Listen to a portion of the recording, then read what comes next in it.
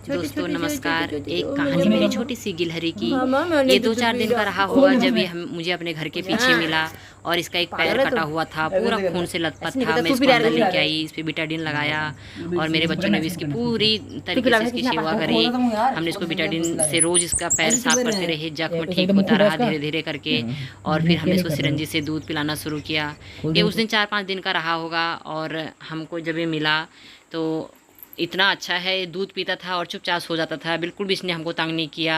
और इसका पैर भी अब धीरे धीरे ठीक हो गया है। पंजा तो नहीं है पर फिर भी चलने की कोशिश पूरी तरह से करता है। और हम इसके मतलब बाल भी बनाते हैं हल्के हल्के से ब्रूस से, ताकि इसको कोई शरीर में खारिश ना हो। और मेरे बच्चे इसके साथ बहुत घुल मिल गए हैं और ये भी हमारे साथ बहुत घुल मिल गया है। सुबह उठते ही सबसे पहले हम इसे चेक करते हैं कि ये क्या कर रहा है, क्या इसकी एक्टिविटी हो रही है। और ये बहुत ही शांत स्वभाव का भी है। और अब धीरे धीरे हमने इसको जब बिस्तर में छोड़ा तो ये चलने लग गया। और एक पैर पीछे का नहीं है, पंजा नहीं है, तो उसके कारण इसको थोड़ी दिक्कत होती है चलने में। लेकिन अपनी तरफ से ये पूरी कोशिश करता है चलने की।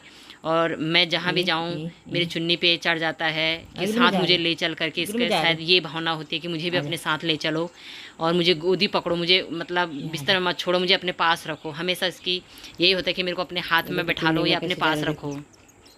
और धीरे धीरे करके अब इसमें थोड़ा सा इम्प्रूव हुआ है। अभी इसने चलना भी शुरू कर दिया अच्छे से, दूध पीता है और फिर चुपचाप सो जाता है। या अगर इसको फर्श में रख दो तो चलना शुरू करेगा। फिर मैंने इसके लिए एक छोटी सी टोकरी बनाई है और उस टोकरी में हमने चारों तरफ से धागे बांधे, छोटी छोटी सी डंडियाँ डाली, फिर धागे बनाए ताकि एकदम से ऊपर उछल के ना आए। और उसके बाद इसको हम उस टोकरी में रख देते हैं। तो अपने मन से इसको पता है कि मैंने अब दूध पी लिया है, तो मैं इसको नीचे रखती हूँ। जैसे ही नीचे रखती हूँ इसकी टोकरी इसके सामने रखती हूँ और ये अपनी टोकरी में धीरे धीरे करके चढ़ना शुरू कर देता है।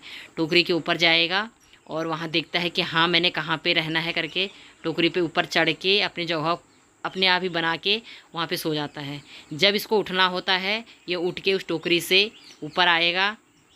दूध अगर इसको भूख लगी तो ची ची ची ची आवाज़ करता है। फिर मैं इसको दूध पिलाती हूँ। फिर चुपचाप जाके अपने ही उस छोटा सा ही मैंने इसके लिए टोकरी बनाई है और उसमें एक रुमाल सा रखा है, उसमें चला जाता है। फिर बड़े आराम से उसमें सो जाता है और इसको नहलाते हैं धुलाते हैं हम लोग, बहुत अच्छे से रहता है। दौड़ने लग गया, कभी हाथ में, कभी बेड में और कभी नीचे फर्श में। काफ़ी दौड़ लगाता है, कोशिश पूरी करता है अपनी तरफ से। जिस तरह से इस पे पैर नहीं है, कभी भी मतलब इसको ये एहसास नहीं होता शायद कि मेरा पैर नहीं है करके। हम इसको कभी भी मतलब अकेला नहीं छोड़ते हैं। या तो हम बाहर जाते हैं तो अपने साथ इसको लेके जाते हैं। और अब अच्छा हो गया है, हेल्दी भी लग रहा है, दूध पीता है अच्छे से। अभी और खाने की इसकी वो नहीं है क्योंकि अभी छोटे छोटे इसके 2 टीथ आ रहे हैं। और बेड में रखते हैं तो पूरा बेड के चक्कर लगाता है। और फिर घूम फिर के अगर जब इसको लगता है कि अब मैं थक गया हूँ तो अपनी टोकरी को अपने आप ढूंढ के उस टोकरी में चला जाता है। इतना अच्छा है, इतना प्यारा बच्चा है। क्योंकि बेजुबान है, बोल नहीं सकता, लेकिन हर किसी को दर्द होता है। समझो अगर एक इंसान का पैर ना हो तो वो कितना रोता है, कितनों के सामने वो बोल देता है कि मेरा पैर नहीं है, मेरा पैर नहीं है। और ये इतना अच्छा है कि मतलब बेजुबान है, बोलता तो नहीं है, दर्द होता होगा ज़रूर, पर हमें समझता रहता है, खाता है पीता है, खेलता रहता है। जैसे ही थक जाएगा चुपचाप सो जाता है। इसलिए मेरा मानना ये है दोस्तों, अगर कहीं पर भी कोई भी बेजुबान जानवर हो या पक्षी हो मिलता है तो उसे ज़रूर पालिए। उसमें ज़्यादा कोई खर्चा भी नहीं है, थोड़ा सा दूध पीता है या कोई अगर पक्षी है तो थोड़ा से दाने खाएगा।